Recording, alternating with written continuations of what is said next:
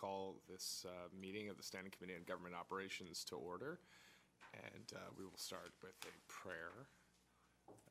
Mr. O'Reilly, please rise. If you wish to experience peace, provide peace for another. If you wish to know you are safe, cause another to know that they are safe. If you wish to understand seemingly incomprehensible things, help another to understand. If you wish to heal your own sadness or anger, seek to heal the sadness or anger of another. Dalai Lama.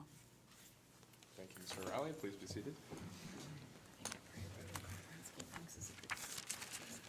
Okay, committee, we will consider this a new meeting.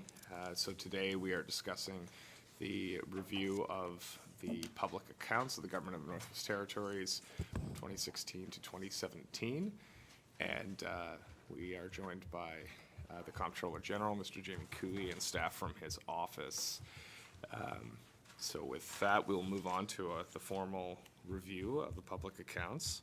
And I note we're joined by many members of the public and the press today, so I'll just make a few opening comments.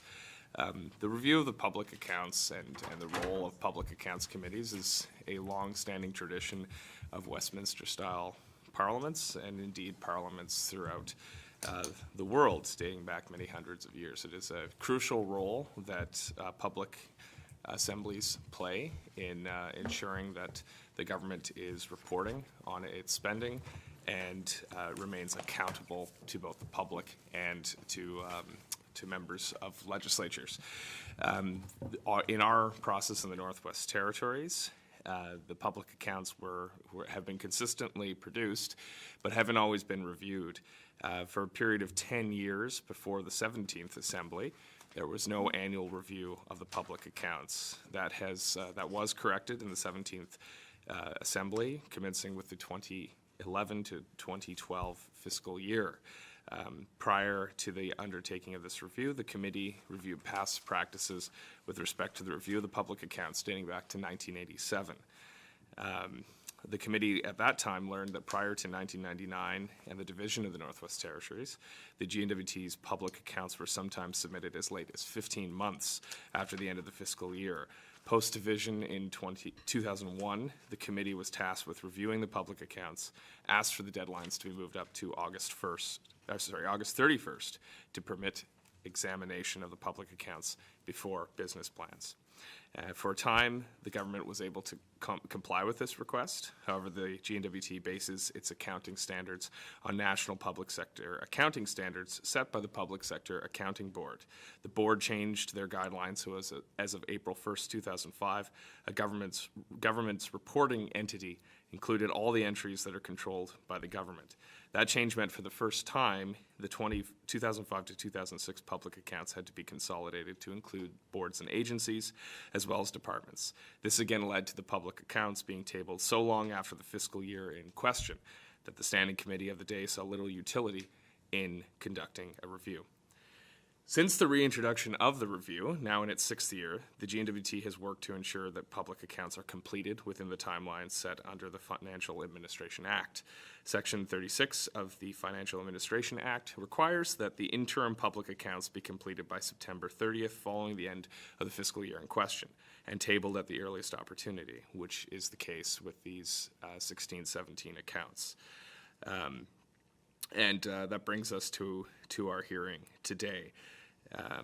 So again, we would like to, although in the past we haven't always had prompt public accounts, that situation has been corrected, and the committee recognizes the great efforts that have been undertaken by the Comptroller General's office to ensure the timeliness of public accounts. We still have some issue with getting the interim public accounts before the business plans of the given year, but we will address that over the course of our hearing, and I'm sure the Comptroller General will speak to it. So with that, I will now turn to committee members to introduce themselves for the record, and then we will go to our witnesses for introductions and any presentation and opening comments they may have. So I'll start with Mr. Nakamayak. Please introduce yourself for the record. Good afternoon. Welcome once again. Herb Nakamayak from the Nukput. Good afternoon. Michael Natalie, MLA for Detchell. Kevin O'Reilly, Frame Lake. R.J. Simpson, Hay River North. And I am Kieron Testart, the Chair of the Standing Committee on Government Operations and the member for Cam Lake. And with me at the table are Committee Clerk Jennifer Franki-Smith and Committee Research Advisor April Taylor. And now I'll ask the Comptroller General to introduce himself and his witnesses for the record and proceed with any opening comments he may have. Mr. Cooey. Thank you, Mr. Chair. So I'm Jamie Cooey, Comptroller General with the Department of Finance. With me today to my left, I have Walter Bupedziwa, Manager of Financial Reporting, as well as Siobhan Emilian, Executive Director of Financial Employee Shared Services, who was previously the Manager of Financial Reporting for these public accounts. As well in back, we have Jessica St. Arnaud, our Senior Financial Reporting Advisor.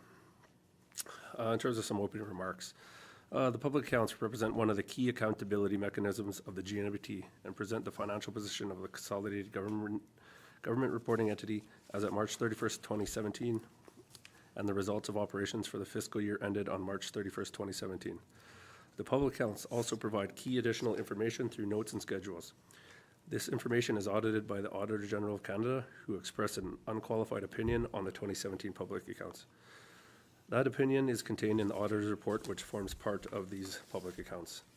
In addition to the information that is audited, the public accounts provide unaudited information on key financial indicators on the general financial condition of the GNWT, including assessing if the government met the requirements of its fiscal responsibility policy.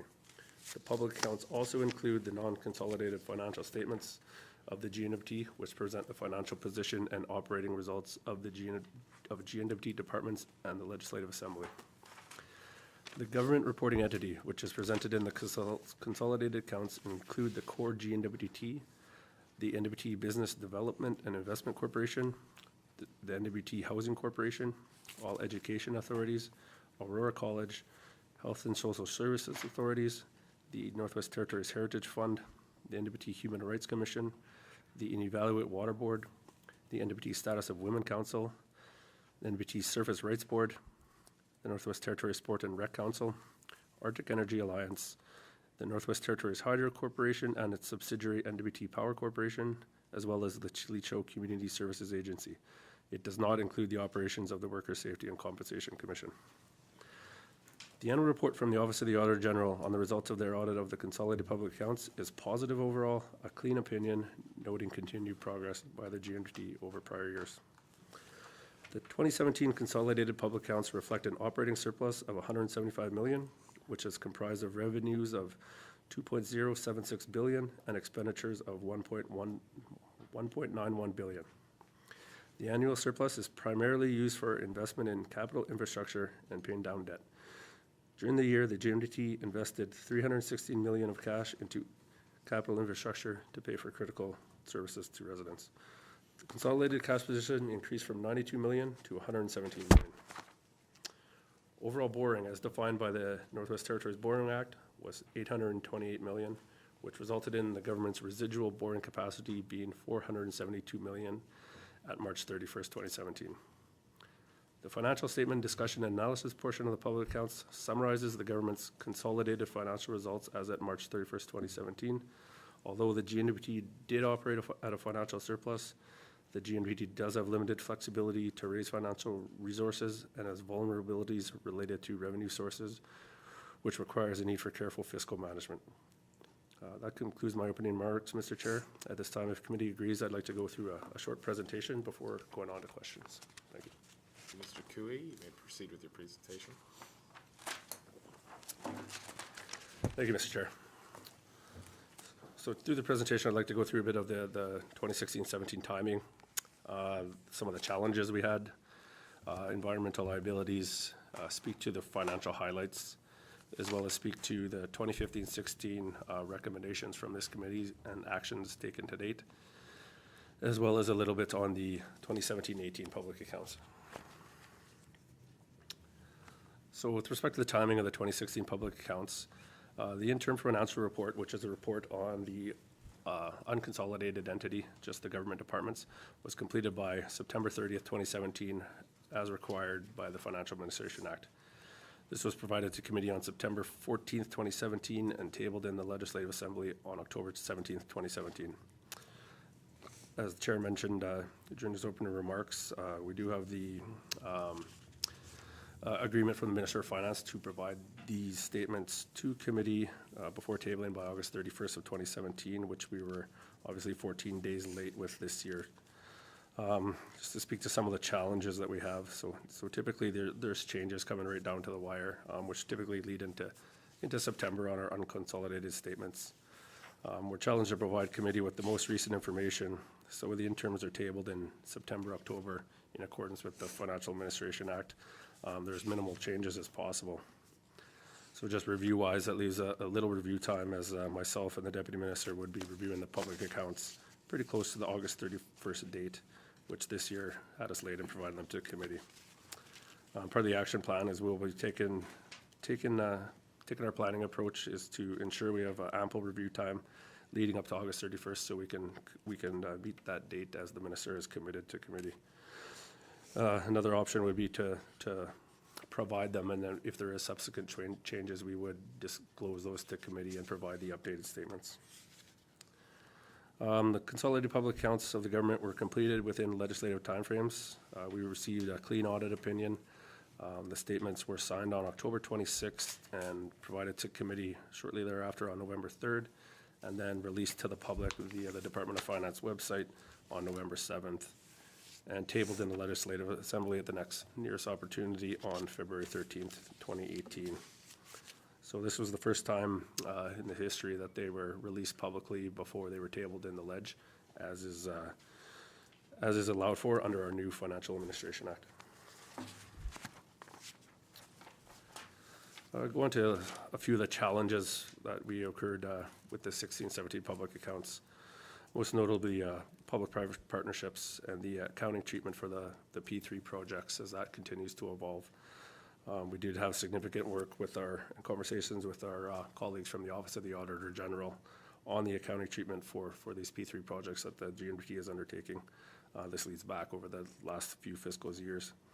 Obviously, one of the main challenges around P3s is that there's limited guidance as the Public Sector Accounting Board is currently developing their standard on accounting for P3s, which we're expecting an exposure draft from them in 2018. Having said that, we did significantly increase the disclosure of P3 projects within the financial discussion and analysis section of the consolidated public accounts on pages 35 to 37.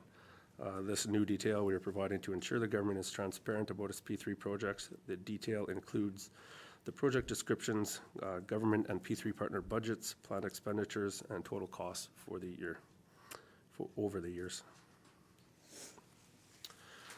Another challenge for us is working with our related entities to get their financial statements on time.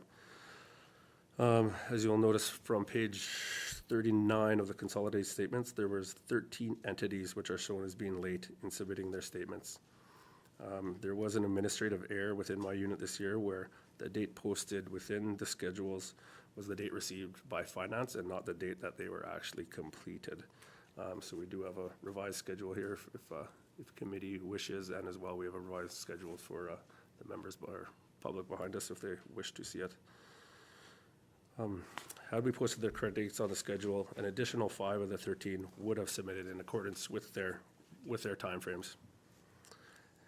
Had an additional 4 requested an extension, and if it had been approved by the Minister of Finance, they would have also been within the revised timeframe. At least 4 entities that were outside the legislative timeframes. We do deal with late entities. Usually small ones are not a problem. They have significant capacity issues in the fact that their number of staff are very limited and they are challenged with their resources to complete.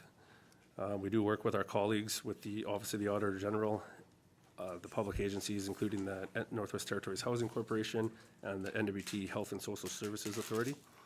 They're challenged with these larger audits being completed, audited by the Auditor General's staff, and then consolidated into our statements, which definitely determines our final timelines for producing the consolidated statements. Our priority is currently on all agencies which are impacting the overall audit and our ability to be timely in the completion of the public accounts. That said, as part of our work plan for next year, we will be reaching out to all agencies shortly to hear their challenges, ensure they are aware of the legislative and policy guidelines, remind them of the extension process, and obviously start a dialogue to ensure communication channels are always open. On to the environmental liabilities. So there was the 5-year agreement to identify sites of transferred land with the federal government, which the 5-year agreement would end on April 1st, 2019. So this obviously means the clock is ticking to identify any environmental contamination lease sites so that the government can go back to Canada to negotiate appropriate funding for remediation or return those sites to Canada.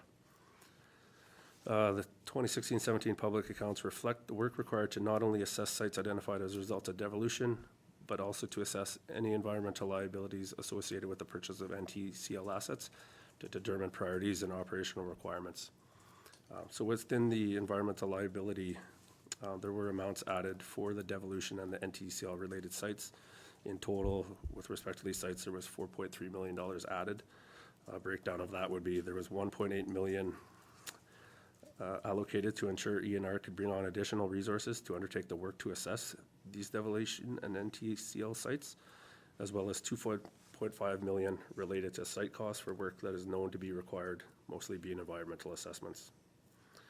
This is to address the investigation of the suspected contamination on the 44 devolution sites, of which 4 have already been determined to be no liability.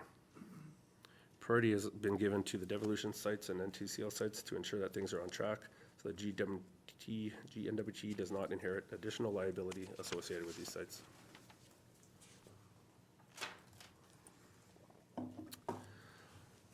On to the financial highlights. Important to note that this information is on a consolidated basis, as opposed to numbers committee members and staff would see from the Minister of Finance with respect for the fiscal strategy, which is on just a departmental non-consolidated basis. Revenues on a consolidated basis were $2.076 billion, which was $28 million more than budgeted. Operations expense was $7 million less than budgeted, which is consistent with expenses in the prior year. That led to $175 million surplus for 2016-17. On to the cash portion. Cash provided by operations was $344 million, which is the operating surplus plus non-cash items such as amortization. A portion of that, the cash used to spend on the infrastructure plan, was $316 million for infrastructure for critical services. That led to a difference in the cash position of an increase of $25 million or $175 million in cash as at March 31st, 2017. The GNPT was in a short-term loan situation of $235 million at the end of the year. The following few slides, I'll talk through some of the committee recommendations on the 15-16 accounts and the government action. Recommendation number 1 included, please include a table titled Completion of Entities Consolidated Within the Public Accounts in the Financial Statement Discussion and Analysis section. This is included on page 39 of the consolidated statements, or section 1. And as stated earlier, we will be reaching out to public agencies to hear their challenges, ensure they're aware of our policy guidelines and legislative guidelines, and remind them of the extension process and overall start a dialogue to open those communication channels. Recommendation number 2, continue to work with the publications to assist them to complete their audited financial statements to meet the reporting deadlines. As just discussed, we will be reaching out to them. Recommendation number 3, continue to include information in the financial statement discussion and analysis section of the public accounts indicating how the GNOT has met its provisions related to debt servicing and infrastructure financing in the fiscal responsibility policy. So again, on page 34, section 1 of the consolidated public accounts, we continue to show the fiscal responsibility policy and how the government did achieve its objectives against the policy this year. Recommendation number 4, develop plain language materials that summarize the public accounts in a manner that is understandable for an interested non-professional reader. We again published the same document we did as last year. It's on our website, both in French and English. And we did take committee up on the recommendation last year to append the financial highlights. So this year, those financial highlights are appended to that document, which was the only change. On to recommendation number 5. Reconsider amending the non-consolidated schedule of bad debt write-offs, forgiveness, and student loan remissions to protect the privacy of individuals by removing the names of those who have received student loan remissions and reporting on the amount of those remissions. So the position remains of the Department of Finance is that the Financial Administration Act requires the GNFT to disclose in the annual public accounts each individual forgiveness of a student loan for loans remitted under the Student Financial Assistance Act. The SFA legislation provides a specific notwithstanding clause so the loan remissions can be forgiven by the Commissioner on the recommendation of the Minister of ECE under this legislation. However, this only speaks to the remission process and not the obligations that the GNFT has under the FAA to publicize any and all forgiveness of debts following the completion of that process. The FAA then requires disclosure of any debt forgiven, which would include those under the SFA Act. This meets the requirement of Section 65(1) of the FAA and provides for accountability that the Financial Management Board is meeting the public transparency standards that are behind the FAA. The Department's view is also that the FAA requires each and every standalone forgiveness to be disclosed under the FAA, lest there is no option to amalgamate debts, such as all student loan remissions. My office did consult with the Privacy Commissioner on this, who is also interested in the topic. The Department has worked with the Department of ECE, who have ensured their application for loan repayment form provides for the applicant to provide consent for these loan remissions. This information is allowable to be disclosed under ATIP in that the disclosure of this personal information is required by statute, which is an exemption. Having said that, the Department of Finance will be conducting a privacy impact assessment in 2018-19 to further analyze the significance of this information and identify what options, if any, may also meet the requirements of the FAA.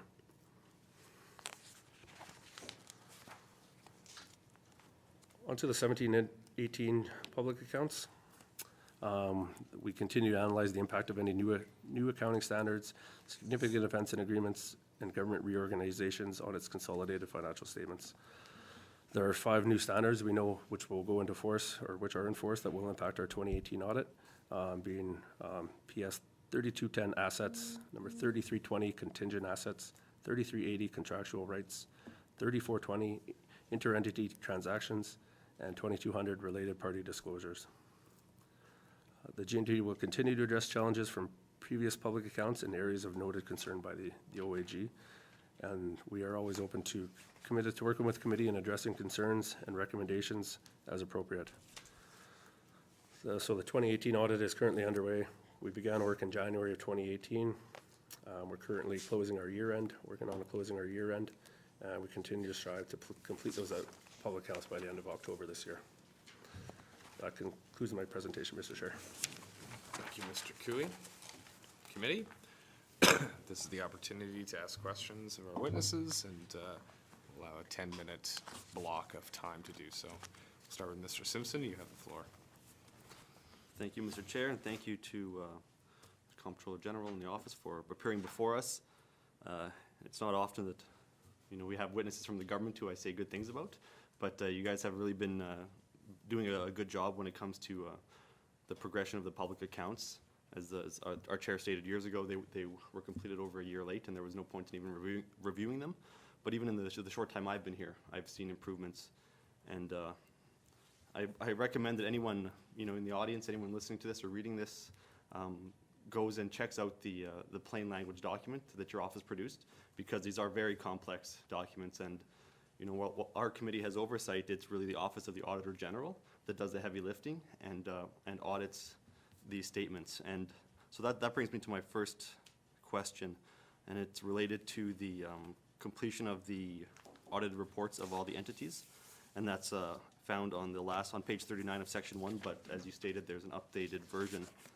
And I see that even in the updated version, the NWT Housing Authority and the NWT Health and Social Services Authority were both late in providing their audited financial statements.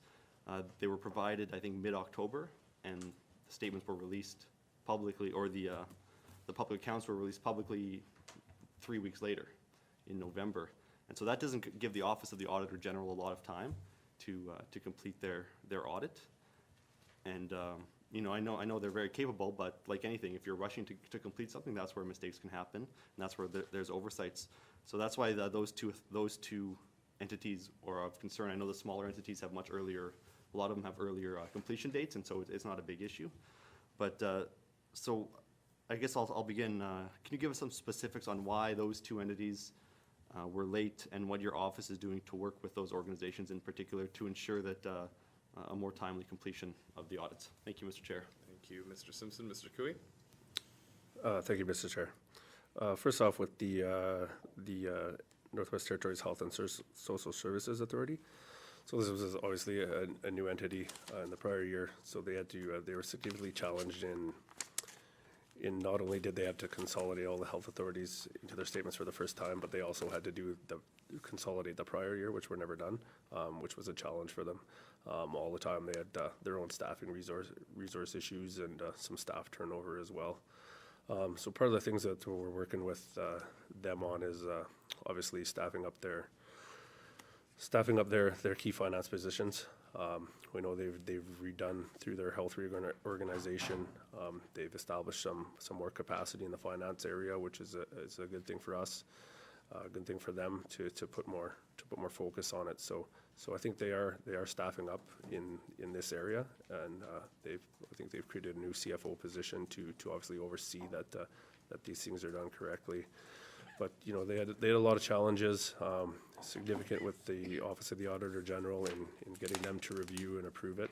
So what we did with, as you mentioned, the timeframes were quite short between October 11th and when we released the statements. So we are always constantly speaking with them. So we did have their draft statements before, so we could do our consolidation piece. And then if anything went through the final audit process, we would update those numbers to help ensure we got our public accounts out on time. So we're in a good situation where the Auditor General does audit those statements.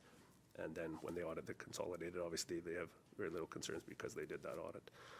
Respect to the Housing Corporation, they had, I do believe in the prior year, or the prior year before that, they did lose 2 key staff members, being their Director of Finance as well as a resource under them that moved out of their department. So they had significant staffing challenges last year, which put them late. So they do have the same people in place, and obviously we've been meeting with them. We met with the Office of the Auditor General when we do our planning for this year, and we noted those 2 entities. So hopefully between us all, we have a plan in place to support them, and then they can definitely come to us when they need that support. And as well, we always talk about the timeframes with the Office of the Auditor General. Thank you, Mr. Chair. Thank you, Mr. Cooey. Mr. Simpson? Thank you. And you mentioned staffing. That's an issue across the GNWT, and even in smaller entities that are quite large, such as Aurora College. I know they've either been late or had an extension for the past probably 5 years now. And when I asked about it last year, I think someone was on maternity leave or something like that, right? And so someone taking a couple weeks off for vacation even can put these entities behind. So what sort of supports is finance offering to these other entities to help them get their reporting done in a timely fashion? Thank you, Mr. Chair. Mr. Simpson? Mr. Cooey? Thank you, Mr. Chair. We always strive to be in touch, and if we know their challenges, we can obviously provide advice and help out. I mean, we have limited resources as well, but if we know when their key people are going to be away, we can definitely help. And obviously we have some sort of knowledge of who around is in those communities that can potentially help them out if they are in a pinch, if someone is on a longer term leave or maternity leave. So it's about us opening our communication lines so that we are out there and we're just not talking to them, but we are providing advice and helping them. So that it's part of growing that relationship, so they can come for us with support, and we are responding in an adequate way. So it's definitely something that we are working on. And part of my broader objectives for the 18-19 year are obviously to try and develop some training tools, not only for government, but as well something we could leverage out to public agencies, as well as try to find a right balance to attract finance-related people to the territory and attract students that are in our territory to work in the public sector. So those are sort of some of the objectives we're working on, and we definitely keep a public agency focus on that as opposed to just strictly within the government departments. Thank you, Mr. Chair. Thank you, Mr. Simpson. Thank you for that. And so there's a lot of, you mentioned a lot of things, reaching out, contacting these entities, letting them know when their deadlines are. do you have a defined work plan, with dates on there and assigned to people? So that, because it's one thing to say, this is what we want to do. Is there actually a defined work plan that's how you're going to approach this to ensure these entities have more timely reporting? Thank you, Mr. Chair. Mr. Cooey? Thank you, Mr. Chair. We do have a work plan. We probably can get some firm dates in there, but we do have a work plan, and again, it's about us reaching out to them so we understand their challenges to really support them to in a productive way so that they can meet. We don't like to be the Department of Finance that is just hounding around deadlines, but we like to be supportive and find out their issues so that we can help them address them, and kind of that's what we aim for, to pretty much grow that relationship rather than being the central agency that is always shaking their fist with that deadline kind of thing. Thank you, Mr. Chair. Mr. Simpson? Thank you for that, and I appreciate it, and I have faith that that'll happen, because like I said, over the past few years, been great about taking committee's recommendations and implementing them. My final question is, in 2014, there was a move to a shared financial services, and then last year we saw a move to shared corporate services. And I was wondering how those two moves, what effects they've had on government's ability to get the reports and the audits done, if any. Thank you, Mr. Chair. Mr. Cooey? Thank you, Mr. Chair. Our move to shared service organization, I think it's been a positive one. Within our financial employee shared services unit right now, I know as we were walking over here and we're closing out our year end, we're talking about how many transactions are outstanding, how many this or that. That's information that we're very, very aware of in one entity, and which departments we need to work with that are backlogged in their approvers or whatnot. We have that information in there, so it is more timely reporting. As the Comptroller General and as my legislative responsibilities, I find more value in the shared service with respect to our application of our internal controls and obviously running our payroll and our financial system. In that, we have one unit within government that is inputting the data, so the data is hopefully as accurate as possible, and we can apply our internal controls and our training consistently within one unit. With respect to the other units around shared between departments, such as the shared service that provides services to executive and our Department of Finance, we see them as timely. I think they did well in resourcing that shop adequately within their finance section to obviously provide some advice and help program managers get their bills through the system. Thank you, Mr. Chair. Thank you, Mr. Cooey. Mr. Simpson, your time's expired. But I would like to just follow up on that line of questioning. The committee notes that the Auditor General has noted or the Office of the Auditor General has noted a significant improvement in the overall timeliness of the completion of the audits of the GNWT's consolidated financial statements and the financial statements of the entities included in the consolidated financial statements in recent years. So it's not all bad news. Certainly, there's been noticeable improvement. I think the intention of the committee is to make sure that we're as best as we can be and everyone's meeting those deadlines. So in addition to the work plan and reaching out, has the Department of Finance identified any authorities or instruments to allow you to work more formally with government agencies and corporations and enter into things like MOUs to support the completion of the public accounts in a timely fashion? Mr. Cooey? Thank you, Mr. Chair. Yeah, we haven't gone to anything formal like that, but it's a good idea, something that we'll definitely consider into formalizing that relationship. And again, anything that can help, we all have the same objective, is for them to get their financial statements and their annual reports published in time with the guideline or the timelines in the FAA. We have the same goal as they do, so. Something more formal like that is something we will definitely look to consider. Thank you, Mr. Chair. Thank you, Mr. Cooey. Next, we will go to Mr. Nakamayak. You have the floor. Thank you, Mr. Chair, and thanks for the presentation, Mr. Cooey. Looking back at the sheet with the completion of entities consolidated within the 2016-17 public accounts, I'm just looking from my perspective, from my region, the cost the cost of doing business is so high up in the northern part of the territory, and as well, the window of operation is quite small. I'm just wondering what advice you may have, or what could be the lessons learned from all these organizations that have so many moving parts in different parts of the territory, for some reasons entering late. I wonder what kind of impact that would have on procurement with Indigenous governments. Where I come from, all of the communities I represent have Indigenous government, which is the IRC, and we have a direct relationship between the Inuvialuit and the government of Canada. And I'm just wondering how, the three governments coming together, working together more effectively and efficiently in the future, how could your department help the procurement services as well as help managing contracts more efficiently? Thank you, Mr. Chair. Mr. Cooey? Thank you, Mr. Chair. Yeah, it's always a goal of ours is to be able to help these entities as well as Indigenous governments. Part of a work plan that I've assigned to my staff this year is more trying to develop some online, simple as you could put finances and contract management into as simple terms as we can, but put that online and put that module based so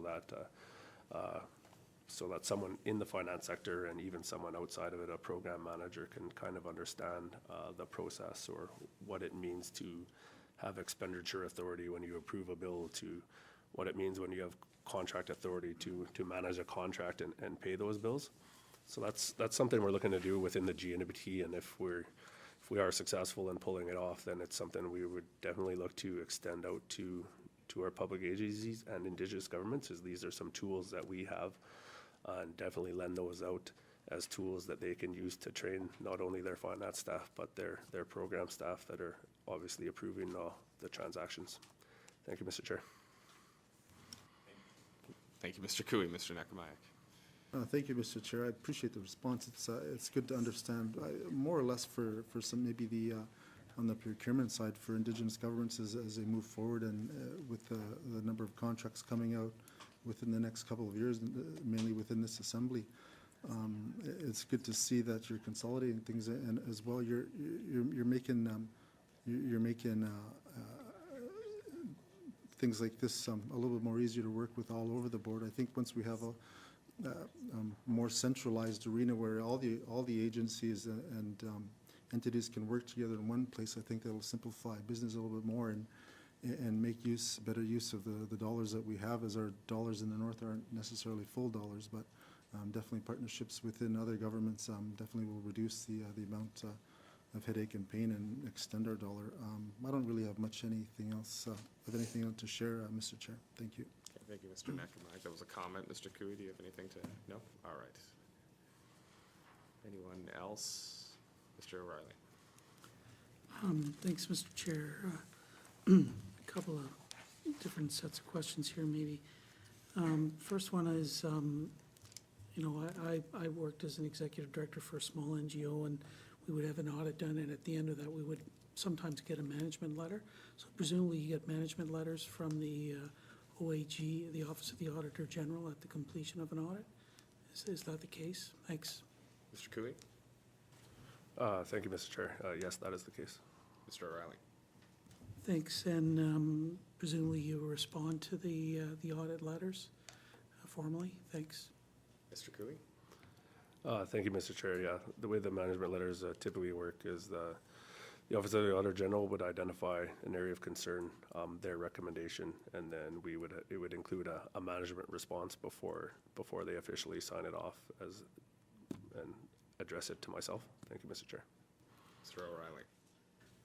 Thanks, Mr. Chair, and thanks for the response. So within those management letters, say over the last 2, 3, 5 years, are there any sort of recurring themes or areas where there have been identified opportunities for improvement?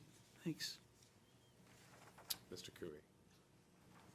Thank you, Mr. Chair. I've only been in this chair for 2 years, so I can speak to about the last 2 or 3 management letters that I've seen. But the trends in there have been obviously around accounting for public-private partnerships. I would say that over the last few years, that has taken up significant time from my staff as well as the Auditor General staff to speak through the agreements, go through the agreements in detail, to identify all the accounting and disclosure requirements. So that is something we definitely is a trend throughout the years.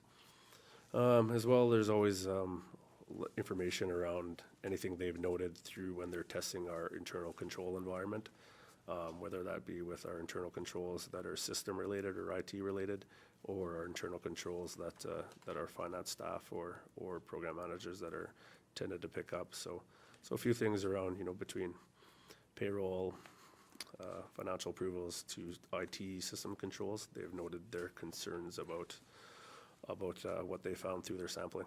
Thank you, Mr. Chair. Mr. O'Reilly. Thanks for that. Mr. Chair, I'm probably going to ask some questions about completion of the French translations. Is one aspect of making sure that we have completed public accounts is to make sure that we have French versions of those documents as well. So can you tell me generally how we're doing with that and how the boards and agencies are doing with that responsibility as well? Thanks. Mr. Cooey. Thank you, Mr. Chair. So for the last few years, we've been translating the government financial statements into French. I don't think we've been quite up to par on some of what some people may term as the territorial corporations in translating those into French. So we've been working with our counterparts, with the translation folks. So we've come to an agreement this year where we are going to commit to translating those territorial corporations' financial statements into French for the current year, so for 2017 and going forward. So that is something we are working with them on, and hopefully they can do a timely service. So we know it is a priority. It was noted by the Office of the Auditor General. So that is something we are definitely working on. Thank you, Mr. Chair. Mr. O'Reilly. Thanks. Just maybe a couple more short ones on that. So you get say a financial report, statements from Arctic Energy Alliance, you folks would then transmit that to Service TNO, and they would conduct carry out the translation of it, and then you would get it back and share it with them? Is that sort of generally how it would work? Thanks, Mr. Chair. Mr. Cooey. Thank you, Mr. Chair. I think our legislation doesn't speak to every public agency. It speaks to the larger ones. So the government of the Northwest Territories, the Workers' Safety and Compensation Commission, BDIC, Aurora College, NWT Housing Corporation, and the Health Authority. So typically under the FAA and the Planning and Accountability Framework, every entity would table their annual report, which includes their financial statements, in the Legislative Assembly, including all of these corporations. And then once they are translated into French, those as well would be made public for these entities that I just listed. Thank you, Mr. Chair. Mr. O'Reilly. Thanks, Mr. Chair. So is that being done sort of like on a chargeback basis where they'd be charged the cost of doing that? Thanks, Mr. Chair. Mr. Cooey. Thank you, Mr. Chair. To my knowledge, it's a service that they provide as under their own appropriation, so I don't believe they are charging back these entities. Thank you, Mr. Chair. Mr. O'Reilly. Okay, yeah, thanks for that. I guess my last one is, are you convinced that Service TNO has the capacity to do this and deliver French translations in the timelines that you require as well? Thanks, Mr. Chair. Mr. Cooey. Thank you, Mr. Chair. We had the discussions, and I think we've probably been talking to them over the last year on it. So we've come to the resolution that we will do it. So I think they're committed to doing it and obviously doing it in a timely fashion. Thank you, Mr. Chair. Thank you, Mr. Cooey. Mr. O'Reilly? No? Okay, thank you. Mr. Cooey, you mentioned the concerns about the information controls that were raised during the financial audit, and the audit information we received from the Auditor General's office indicates deficiencies in the IT control environment that are existing from prior years. And this is important given the increasing use and reliance on automated controls in the GMWT.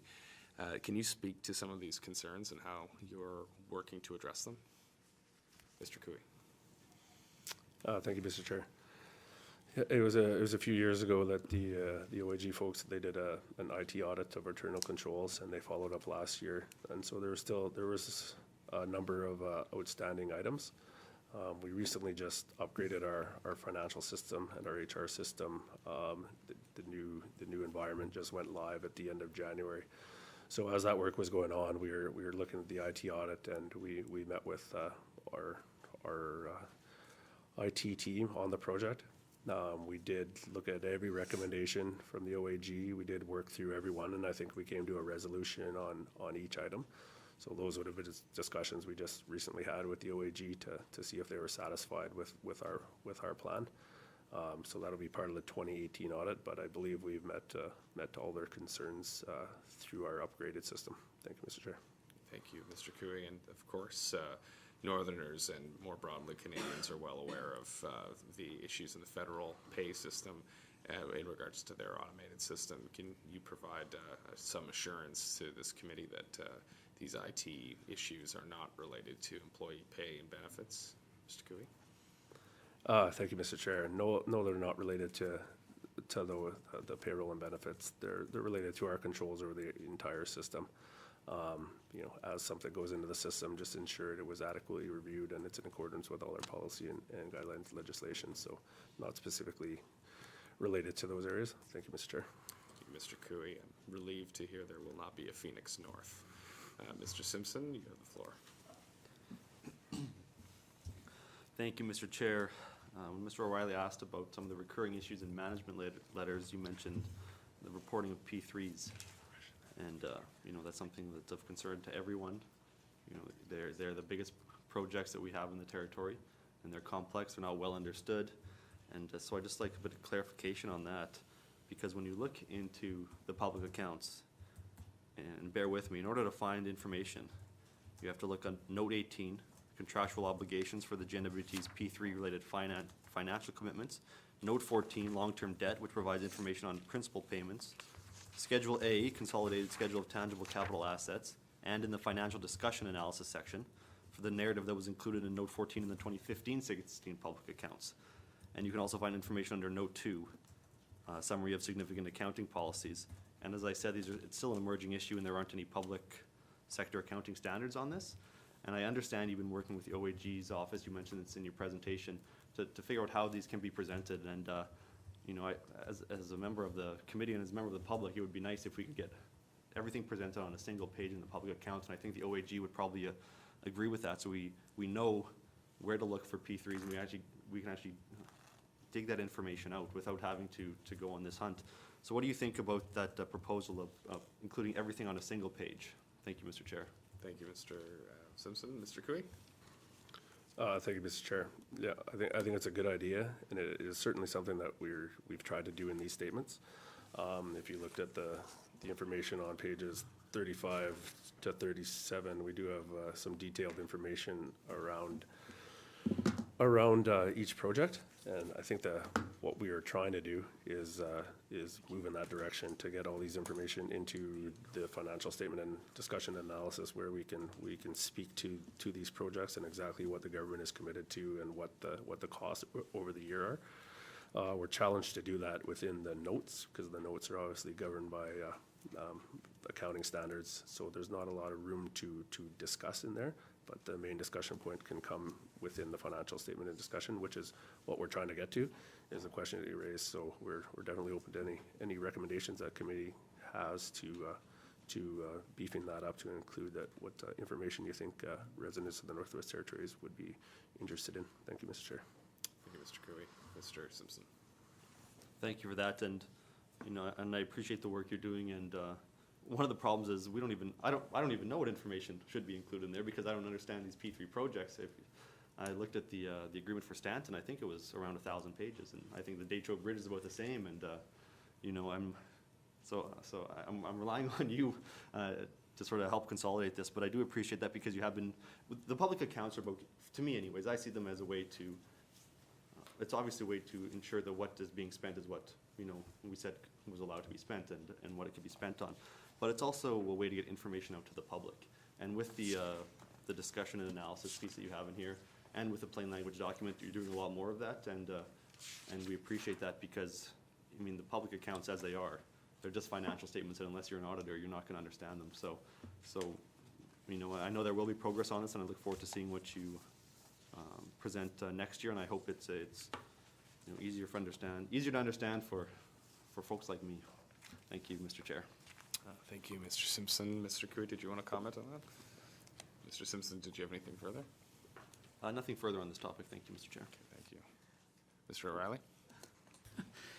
Thanks, Mr. Chair. Yeah, just to follow up on my colleague's question, I had one question in particular. I can't even find the note in here now, but it's about long-term debt, and I think maybe it's note 14. Just trying to flip to it. Yeah, it's note 14 on section 1. There's an item in this table that says real return senior bonds with accrued inflation, blah, blah, blah, blah, blah. Sorry, it goes on for quite a ways. It talks about there being $178 million in long-term debt, but it really doesn't describe the source of this debt. What is that? Thanks, Mr. Chair. Thank you, Mr. O'Reilly. Mr. Cooey? Thank you, Mr. Chair. Those would be the bonds associated with the Decho Bridge debt. Thank you, Mr. Chair. Thank you, Mr. Cooey, and just like to take this time to recognize that Daniel McNeely, MLA for Sawtoo, has joined the committee. Mr. O'Reilly? Thanks, Mr. Chair. So could we put in Decho Bridge and then the next public accounts, just so people have a better way to understand what the long-term debt is associated with? Is that something we could do with the next public accounts? Thanks, Mr. Chair. Mr. Cooey? Thank you, Mr. Chair. It's something we'll take a look at. I know we are guided by the accounting standards here, so it's something we'll keep in mind when we can go for noting the members' concerns. Thank you. Thank you. Mr. O'Reilly? Yeah, thanks for that. And like the last two items in that table show loan due, and then it's two Boreal Health partnerships. And then the last one is Northern Lights General Partnership, those are P3s associated with the Stanton Renewal and the Mackenzie Valley Fiber Link. So I'm just asking for some consistency in terms of how the item above is described, but I'll leave that to you folks. And I do recognize that there's been some improvements in presentation of information about the P3s in the back part of the section 1 document, which has some discussion and analysis. But one last item on this area that was flagged for us was that there was some difference in approach in terms of how to properly account for these P3 projects while they're being constructed between yourselves and the Office of the Auditor General. And I'm just wondering if you can describe that for us and how that area might be resolved. Thanks, Mr. Chair. Thank you, Mr. O'Reilly. And some of that is related to the issue of capitalized interest, Yeah. and some of that is related to the presentation of cash payments to P3 contractors during the construction phase. So if you could speak to those points, Mr. Cooey. Thank you, Mr. Chair. Yeah, with respect to the capitalized interest, so we did have conversations over the last few years with the Office of the Auditor General around booking a portion of capitalized interest. So capitalized interest being the cost of borrowing during construction that is added to the cost of the asset, of essentially increasing your liability. So we've had some discussions. We didn't come to any final determination during these 2017 statements. What we did as part of our work plan after that was we went out and talked to some other jurisdictions that undertook P3 to get a better idea of what they were doing operationally in booking, dealing with capitalized interest from their standpoint. So what we have come back with, and we recently just finalized our entries to put into to book. So we just come to that. We just provided our calculations to the Office of the Auditor General just last week, or just earlier this week, actually. So we have settled on what we feel should be booked as capitalized interest, and they're currently reviewing it to see if they're in agreement with our calculations. Maybe if I could ask for more information on the cash flow portion that the Chair mentioned. Yes, Mr. Cooey, it's the information we received from the financial audit was that the opinion of the OAG was that cash payments to P3 contractors during the construction phase of P3 projects should be included in financing, not booked under tangible capital assets, as they're financing cash flows. However, they've been disclosed as cash flow of acquisition of tangible capital assets. Now, there's no, our understanding as a committee is that there's no current standard within public sector accounting practices which provides explicit guidelines on P3 cash flow progress payments, which is why there's space for a difference of opinion. So we're just wondering if you could provide some more detail on why you differ from the Auditor General's opinion on how to book cash payments and progress payments on these P3 projects that are currently under construction. Mr. Cooey. Thank you, Mr. Chair. So, yeah, we've had many conversations with our OAG colleagues on this. We feel that we are acquiring a tangible capital asset. So we're talking about the disclosure on the statement of cash flow, which is on page 14 of section 1. So in our view, we are acquiring a tangible capital asset. So we are disclosing all of that under capital transactions. In the OAG's view, that is a financing transaction. So they view it that we should be recording that under our cash flows as a financing transaction, in that we are acquiring debt to get these tangible capital assets. In our view, we are building a hospital, so we are disclosing it as a tangible capital asset in our statement of cash flow. So I hope it's something we can resolve with them in the 2018 audit, but those are theoretically the tiny differences, and it only impacts the statement of cash flow and where the cash is disclosed between financing or capital transactions. Thank you, Mr. Chair. Mr. Cooey. Mr. O'Reilly, I had to eat into some of your time there, so I'll give you some additional time on the clock. Go ahead. Thanks, Mr. Tree. I've just got a couple more little points here. Of course, I think that the significance of getting the P3s accounted for properly is that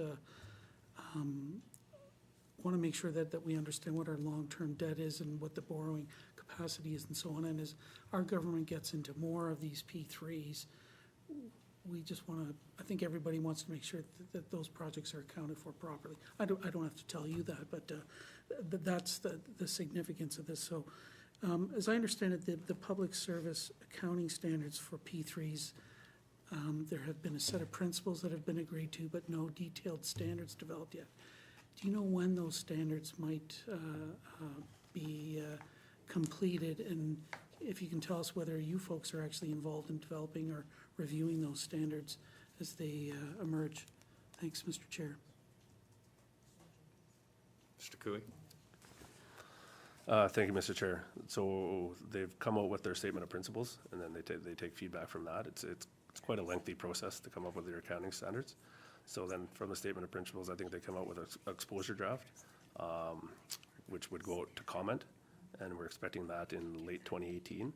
From there, they would actually move to developing the final standard, which I believe would put their timeline at some point in 2019. Obviously, these things take a long time, as people have significant comments on it, and they want to ensure they got it right before they implement it. Thank you, Mr. Chair. Mr. O'Reilly. Thanks, Mr. Chair. So is that a process that you folks are engaged in? Look, that's at a sort of a national level, and I understand if you're not necessarily, but I'm just kind of curious to know whether you folks are engaged in that process in any way. Thanks. Mr. Cooey? Thank you, Mr. Chair. Yeah, when the exposure draft comes out, we'll certainly be taking a look at it to see how it would impact our projects and how we think things should be recorded and accrued for in the financial statements. So if we see anything in there that we would definitely provide a comment back before they finalize the standard. Thank you, Mr. Chair. Thank you. Mr. O'Reilly? Okay. And for any members of the public who are interested, the Public Sector Accounting Board has this information on their website, and you can check it out there. It is a very interesting and technically demanding discussion, but it is an emergent field of public sector accounting, and of course important to the future as governments rely more and more on P3 projects to build their capital projects.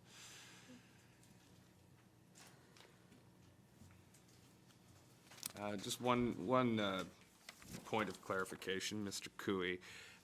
We noted that throughout there's several references to the Borrowing Authorization Act in both Book 1 and Book 2 of the public accounts. And of course, as you well know, April 1st, 2016, the new Financial Administration Act came into existence and or came into effect, and the Borrowing Authorization Act was repealed. So we're just wondering if you can speak to these references to the Borrowing Authorization Act. Go ahead. Thank you, Mr. Chair. Yes, the Chair is correct in that the Borrowing Authorization Act was repealed when the Financial Administration Act came into force on April 1st, 2016. So these references to that act are incorrect. The reference should be to the Annual Appropriation Act. There is an Appropriation Act which now includes amounts set for borrowing for our short-term loans. Thank you, Mr. Chair. Thank you, Mr. Cooey. So will this oversight be corrected in future printings of the public accounts, Mr. Cooey? Thank you, Mr. Chair. Absolutely, it will be. The number of 377 million is correct. It's just the reference to the act that will be corrected in future years. Thank you. Thank you, Mr. Cooey. We'll turn now to one of the, we'll turn it to the fiscal responsibility policy, which you can find on page 34 of the financial discussion. And this is a central policy of this government as it relates to infrastructure investment and budgeting practices. And just for anyone who's interested, the policy is stated as all infrastructure investments, excluding P3 projects, will require a minimum of 50% from the operating surplus generated within the non-consolidated public accounts, and a maximum of 50% from government debt. The policy also establishes a limit of 5% of total the total annual surplus for debts servicing payments. And on page 34, you can find a table which breaks down how the GWT has met its own fiscal responsibility policy, both in keeping debt services payments under the 5% threshold, and also how it is paying for capital out of that policy. So, although it's clearly stated in the financial discussion, this committee had trouble finding some of the areas or some of the figures and where they're found in the public accounts. So, if you look at, for example, under debt servicing payments, we have 3 lines: capital leases, Decho Bridge, short-term interest expense, and it's not clear where those figures can be found in the public accounts. But we already heard earlier through the evidence that one of those, the Decho Bridge, is included under another name, which is much more complicated than Decho Bridge. So perhaps that provides us some clarity on that. But can you speak to can you just confirm that all this information is in fact disclosed in the public accounts? And well, let's just start with that question, Mr. Cooey. Thank you, Mr. Chair. As a committee is aware, this is a new schedule that we put in. I think it was last year to address some of the committee's recommendations, so we're definitely willing to evolve this schedule, and I think we can do a better job of actually linking to where exact page and what exact note that you can find this information from, so we will attempt to do that in the future. Like the capital leases and the short-term interest expense, things like that, you will be able to reference to a note in the public accounts. An item very specific like the Decho Bridge, you might not be able to. You would have to go to the long-term debt note, which provides long-term debt interest for all our long-term debt. The majority of which the number, so it won't be as specific as the Decho Bridge, but we can definitely do a better job, as the member mentioned, to reference where these numbers come from if appropriate. Thank you, Mr. Chair. Thank you, Mr. Cooey. And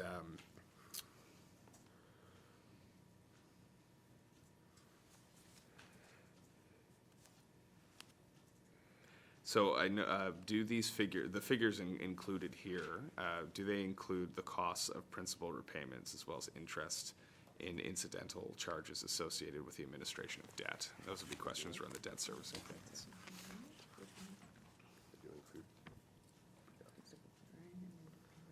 You may answer when ready. Thank you, Mr. Chair. Yes, they are debt servicing payments, which would include principal and interest. Thank you. Okay, thank you, Mr. Cooey. And finally, this, the 5% threshold that is established by the policy is there any, are you aware of the policy rationale behind the 5% number, Mr. Cooey? Thank you, Mr. Chair. You know, from my previous experience, I think it was that the 5% was something the government deemed as being affordable, and anything like that, anything above that number would be deemed unaffordable. But so I think it's a threshold of what the government can maintain debt servicing limit-wise on par with some other jurisdictions. Thank you, Mr. Chair. Thank you, Mr. Cooey. In your time as Comptroller General and to your knowledge, what is the highest our debt servicing payments have ever been as a percentage? Mr. Cooey? Thank you, Mr. Chair. I would say, not having knowing the previous few years, I would likely say the amount in these statements of 0.59%. Okay, thank you. Thank you, Mr. Cooey. I'll end my line of questions there. Mr. Simpson, you have the floor. Thank you, Mr. Chair. I'll ask about something a little more high level to shake all those numbers off. My colleague, Mr. Nakamaiak, alluded to this earlier. We're moving into an era where the federal government is engaging differently with the people of the Northwest Territories, particularly with Indigenous governments. There's money flowing directly to Indigenous governments for things such as housing. There's money flowing to Indigenous governments through the GNWT. There's money flowing to these governments and then back into the GNWT, you know, for maybe if it's housing money, maybe they're using GNWT housing services. And, you know, in 50 years, our government, our territory is going to look much different than it does now. It's going to operate much differently. And it could happen, there could be changes happening rapidly in the next few years. And I know we're looking at the 16-17 public accounts, but does your office contemplate any of these potential changes? And are these public sector accounting standards adequate to handle you know, the future that we're moving into that doesn't look like the present right now? Thank you, Mr. Chair. Mr. Cooey? Thank you, Mr. Chair. Well, you know, we're certainly involved when some of those discussions are going on, and you know, we have some input into, you know, how it would be budgeted for, how it would be accounting for, depending on those types of things. At the highest level, I think it all comes down to whose program is it. So if it's the federal government's program, then obviously it makes sense to not flow it through us. It makes sense to get it right to the recipients of it, being whichever Indigenous government. If it's our program, then, you know, it's a matter of the funds coming to us so that we can administer the program and we can have some oversight over it through our contribution agreements. So I mean, at the highest level, it all comes back to, you know, who's looking for specific outcomes with the dollars that are spent. So we're definitely involved in how it works from an accounting perspective, and our budgeting folks are involved in how that would need to be appropriated, should it flow through the government, and overall whose objectives and which outcomes are we trying to attain, and who is responsible for that. Thank you, Mr. Chair. Mr. Simpson. Thank you for that answer, and I know the government is aware of this. We are leaders in some areas in the world, and this is one of them, dealing with Indigenous governments, and there's a long way to go, but, it's a different landscape up here. So I assume I have time on the clock, so I'm gonna ask about something completely different. This is the public accounts, this is financial accountability. If a bureaucrat buys a meal for a politician, and then would it show up did this process discover whether or not that politician also claimed a meal for that day while traveling? Thank you, Mr. Chair. Mr. Cooey? Thank you, Mr. Chair. That wouldn't show up through this process. It would show up as we're taking receipt of the expense claims and processing them, and it would go back to our internal controls on the matter. Thank you, Mr. Chair. Mr. Simpson? Thank you, Mr. Chair. Thank you for that answer. And I know, constituents have expressed concern to me about that type of double dipping. So long before we get to this level here, this would have been caught by, internal controls that are currently active in the financial system. Thank you, Mr. Chair. Mr. Cooey? Thank you, Mr. Chair. Yeah, ideally when expense claim comes in, there's the backup associated with that expense claim, and there would be the verification through our financial employee shared services unit that those expenditures were adequate and in accordance with obviously policy and guidelines before it is processed. Thank you, Mr. Chair. Mr. Simpson? Thank you. I'll leave it there, and I have further questions, but I'll let other members speak. Thank you, Mr. Chair. Thank you. And just while we're on this point, do you know if is there a total for executive and board or board travel that's kind of clearly stated in the public accounts that you can point to for anyone who may be interested, Mr. Cooey? Thank you, Mr. Chair. No, there's nothing, no number like that in the public accounts. Thank you. Thank you, Mr. Cooey. Mr. O'Reilly? Thanks, Mr. Chair. Well, just to close the loop maybe on that topic, there was a CBC news story, April the 9th, about how some meals for cabinet ministers were being run or charged to staff travel claims and so on, and some issues around lack of information, at least alleged in the media story, but lack of information related to some meals and expenses and so on. Presumably you folks saw this media story. Is there anything that you're looking into with regard to it? Thanks, Mr. Chair. Mr. Cooey?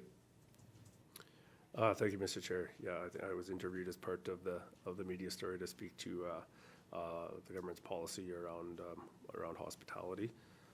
So we were aware of it. We were aware of the media members' questions and the focus. So we are reviewing our internal control environment. We are reviewing our training materials to ensure that people are appropriately trained who are completing these expense reports. So we are looking at our internal control environment, both in FESS and in the system, to ensure that we can audit these types of things going forward. Thank you. Mr. O'Reilly? Thanks, Mr. Chair. So is that something you can update the committee on when you've finished that work? Thanks, Mr. Chair. Mr. Cooey? Thank you, Mr. Chair. Yes. Mr. O'Reilly, anything further? Just one other matter, if I can. It's with regard to your opening remarks talked about, and this gets back to the fiscal responsibility policy, that there was $316 million in the year that the public accounts cover for capital infrastructure. So that $316 million, maybe you can explain to me how that relates to the fiscal responsibility policy, and what's available on that chart on page 34 in terms of cash to support the $316 million that was spent, and then how much was financed through debt. Thanks, Mr. Chair. Mr. Cooey? Thank you, Mr. Chair. So if you look at page 34 of section 1, I can start you under the second header there, the fiscal responsibility policy provision infrastructure financing. So here we have the number for capital acquisitions of 323 million. Now this comes from our Schedule 4 of our non-consolidated public accounts. Less, in accordance with the policy, we take out the out-of-scope items, the P3 projects, which comes to the cash retired for infrastructure investment expenditures of 260 million. The policy calls for funding 50% of that from the operating surplus, which brings it down to the number of 130 million. We are adding back our debt servicing payments because we need the cash to not only service 50% of it, but actually to service our current debt, which for total operating cash requirements, we have an amount of 141 million. Now we look to our operating cash available. So we looked from our operating surplus from the non-consolidated statements, which is 155 million, which is different from the consolidated statements that I referenced of 175. So this is just for the government departments, 155 million. We add back the non-cash item from the statement of cash flows for amortization of 89 million. So we get to the total operating cash available of 244 million. So we deduct the 244 million to the totally operating cash required of 141 million. So we have an excess in cash generated from the surplus of 103 million. And then if you look below, we double back to the cash required for infrastructure investment expenditures of 260 million. Take away the total operating cash available of 244 million to come down to an estimate of the borrowing requirement for strategic infrastructure of 16 million. Thank you, Mr. Chair. Mr. O'Reilly? Okay, thanks. So how does the 316 million that was spent on capital, how much of that came out of the cash and how much was financed then through debt? Mr. Cooey? Thanks. Thank you, Mr. Chair. So according to this schedule, it would be approximately $16 million that was acquired through debt. And the rest would be through cash. Thank you, Mr. Chair. Mr. O'Reilly? Thanks. So, and forgive me for this because I don't really understand this terribly well, obviously, but so the $300 million in cash, you know, it says the total operating cash available was only 244. So where did the rest come up to 300 to allow for that much to be spent on capital infrastructure? Thanks. Mr. Cooey? Thank you, Mr. Chair. Just trying to explain this. So the cash required was 260, which is obviously going back to the 323 number, and then per the policy, we back out our P3 projects, because essentially we are paying for those over time through the agreements that we have to operate those for over 30 and 20 years. So that's how the policy states. So it's not, so if you're looking for the perfect math of how much we borrowed to fund the $300 million, it's not quite there because the policy specifically takes out those P3 projects. But there was some installment payments that we used cash against those projects, right? So this is the best estimate that we have of the amount we borrowed to pay for the 260 million, which is the 16 million. Thank you. Mr. O'Reilly? Thanks, Mr. Chair. Yeah, my head's still swimming. I'll have to think about this, and because I'm just trying to figure out, so this is what the policy says, how much cash did we actually have, and here's what was spent, and then where, you know, the rest has to be financed through debt. So figures just don't seem to quite match up for me right now, but we'll see. 16's consolidated, not Yeah, I'll just Yeah, confirm. okay, all right, thanks. That's it for now. Thanks, Mr. Chair. But Mr. Cooey, perhaps the 316 million figure, in your presentation, that's you mentioned that in the context of a consolidated financial highlight. So would this 316 million also include infrastructure investments from NT Hydro and other agencies? Mr. Cooey? Thank you, Mr. Chair. That is correct. Then that 316 million that I referenced comes directly from the statement of cash flows and the consolidated statements. Thank you, Mr. Chair. And just for further clarification, the fiscal responsibility policy, does that only, is it correct that it only applies to the non-consolidated statements of accounts? Mr. Cooey? Thank you, Mr. Chair. That's correct. The provisions that we're talking about here are focused on the non-consolidated statements. Thank you. I see nodding from Mr. O'Reilly's head, so I think we've nailed that one down. Mr. Simpson, you have the floor. Thank you, Mr. Chair. I've been trying to figure out what's going on with the NTCL lands since the company went into creditor protection. I've asked questions in the House, I've had meetings with the departments, so I'll use this avenue to try and figure it out. In your presentation, you mentioned that there was money allocated in the liabilities, and this can be found on Section 2, Note 11, which is page 23. There's $4.3 million under abandoned lots and maintenance facilities, and you indicated that that was allocated towards figuring out what the environmental liabilities of the NTCL lands, or I guess the GNWT lands purchased from NTCL would be. Can you elaborate a bit more on those two numbers, the new sites added in 2017 found in that table, the 1.7 million and the 4.3 million? Maybe give us a breakdown of what those are for. Thank you, Mr. Chair. Mr. Cooey? Thank you, Mr. Chair. So for the abandoned infrastructure and schools, the 1.75 million, that relates to the Canal Trail, miles 0 to 8, in the amount of 1.1 million. Fred Henney with respect to giant mine contaminants in the amount of 400,000, as well as the Tulita pipeline in the amount of 250,000 to bring you to the 1.75 million. The abandoned lots and maintenance facilities, the 4.362 million you see on the schedule there, that is related to the NTCL and Devolution sites. So of that, there was an amount of 1.8 million to hire contaminated site project managers for the Department of E&R to ensure that they had the resources to identify these sites and undertake the environmental assessments to determine if there was contamination above the environmental standards, so then we could have the negotiations with Canada under the devolution agreement.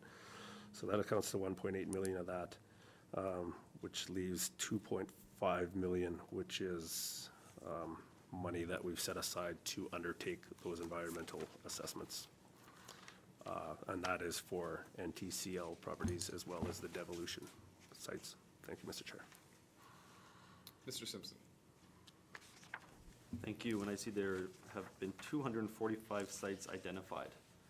And the deadline to get these EAs done, get that information to the Government of Canada, I believe is April 1st, 2019.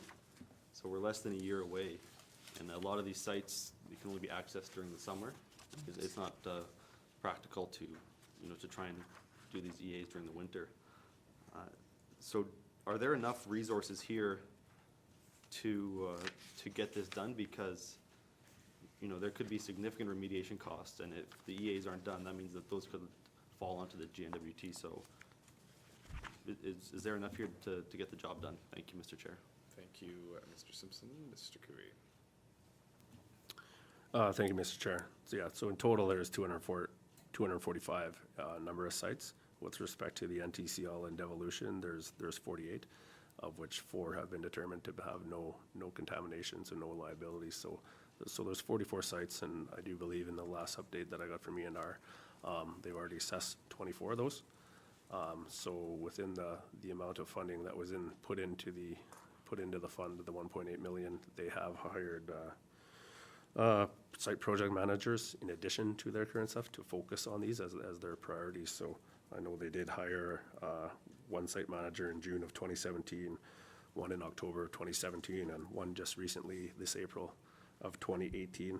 I think they also have an intern and some summer student work. So they are focused on this, and in our recent discussions, they think they're on track to ensure that this work is done prior to the deadline.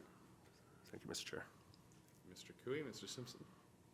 Thank you for that information, and I know this isn't a devolution briefing, but, after that April 1st, 2019 deadline, do you know how long before we actually know what the fate of these sites is gonna be? Whether JNWT will be responsible for mediating, whether it will be the feds, or whether there'll be some other arrangement? Do you have a timeline in terms of when these sites will either be cleaned up or there will be a final decision made? Thank you, Mr. Chair. Thank you, Mr. Simpson. Mr. Cooey? Thank you, Mr. Chair. Yeah, again, I'm not an expert in the devolution agreement either, but my understanding is we have until April 1st, 2019 to identify the amount of money it would take to clean up these sites if there is contaminants. So after that point, we would go into negotiations with the federal government on the actual details. So I'm not too sure of the exact timeframe, but the first timeframe is April 1st, 2019, that we have to get this work done by. Otherwise, the government of the Northwest Territories could be on the hook for some of those dollars. So that's the first threshold which we're pushing for, and then it would be a matter of the negotiations under the devolution agreement by that team to work out the details and the timing. Thank you, Mr. Chair. Mr. Simpson? Thank you for that answer, and that's my concern, that we get these done, because there might be a couple more zeros tacked onto those numbers if we don't. So, thank you for that answer, and nothing further. Thank you, Mr. Chair. Thank you, Mr. Simpson. Just committee noting the time, we'll now take a short recess, 5 minutes, and then we'll return and resume the rest of the hearing, and you can ask any other questions about areas that have not been covered. Thank you. We are now in recess.